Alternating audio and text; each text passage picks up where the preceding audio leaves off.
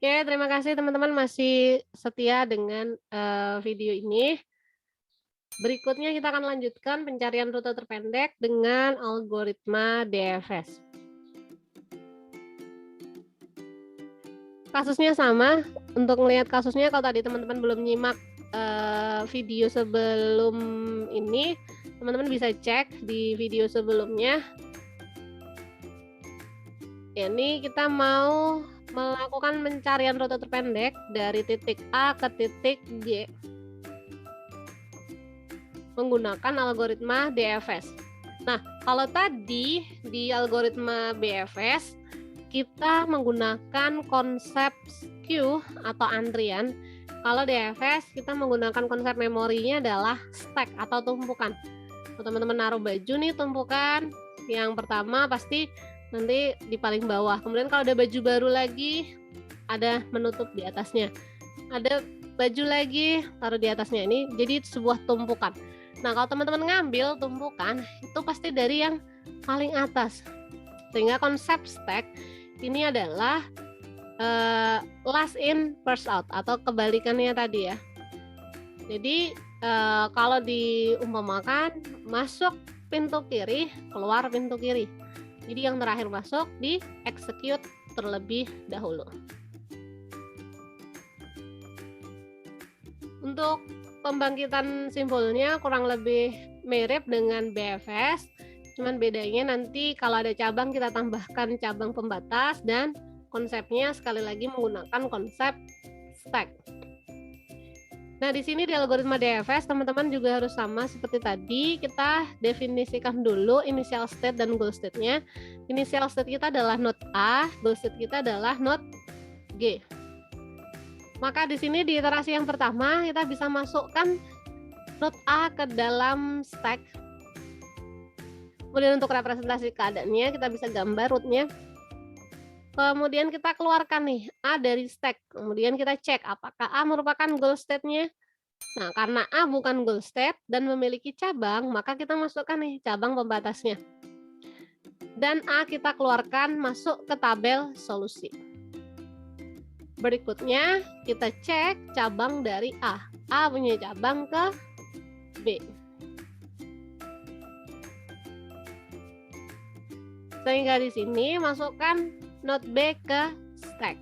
Untuk representasi keadaannya A punya cabang ke B. Kemudian berikutnya adalah kita cek isi dari stacknya. Ya, ini isi stacknya ada B. Kemudian B kita cek apakah dia ini merupakan goal state-nya. Nah, B bukan goal state-nya. Sehingga B kita masukkan ke tabel solusi. Kemudian kita cek B punya cabang kemana. Nah, B punya cabang ke C dan ke D. Kita masukkan pembatas dan isi node anaknya.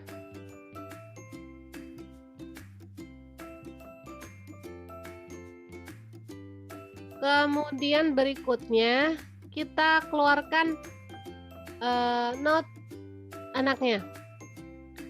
Nah, di sini node anaknya adalah D yang paling kiri ya.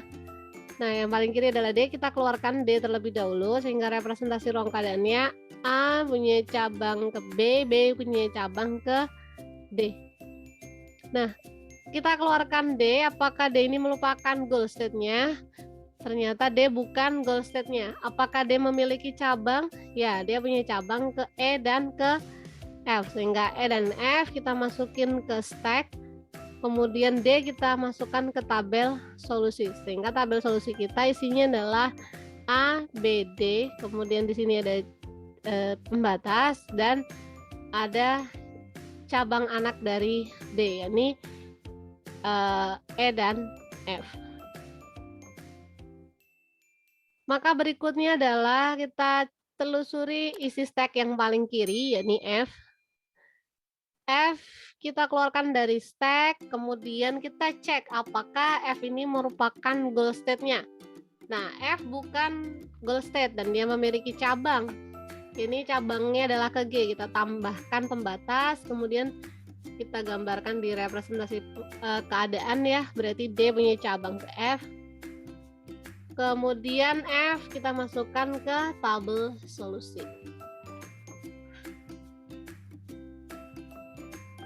Kemudian di iterasi berikutnya adalah kita masukkan, kita keluarkan si G dari stack karena terakhir paling kiri adalah G.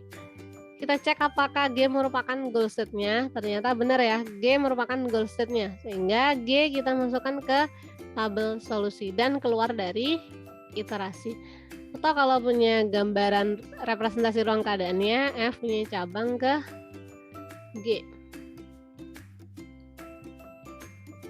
Nah, untuk menurut solusinya tadi sama.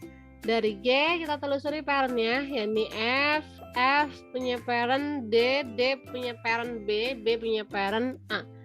Nah, di sini tinggal dirunut balik, berarti A, B, D, F, G. Nah, di sini teman-teman bisa bandingkan bagaimana penggunaan memorinya. Not yang dibangkitkan antara DFS dengan BFS lebih singkat yang DFS. Sedangkan penggunaan memori dari BFS itu lebih banyak. Dan di sini di kasus ini kebetulan ketemu solusi. Dan kebetulan sama ya solusinya jalur yang dibangkitkan. Bedanya adalah cara membangkitkan simpulnya.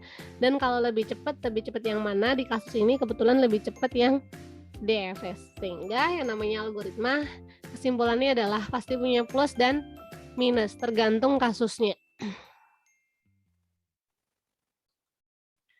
Oke, itu saja materi pembahasan kita kali ini mengenai blind searching. Nanti teman-teman bisa coba terapkan di kasus yang lain, misalnya kasus ular tangga, kasus puzzle, dan seterusnya. Kalau ada masalah yang ingin didiskusikan, teman-teman bisa tulis komen di YouTube ataupun juga di Telegram chat group. Oke, terima kasih atas perhatiannya. Kurang dan lebihnya mohon dimaafkan. Assalamualaikum warahmatullahi wabarakatuh.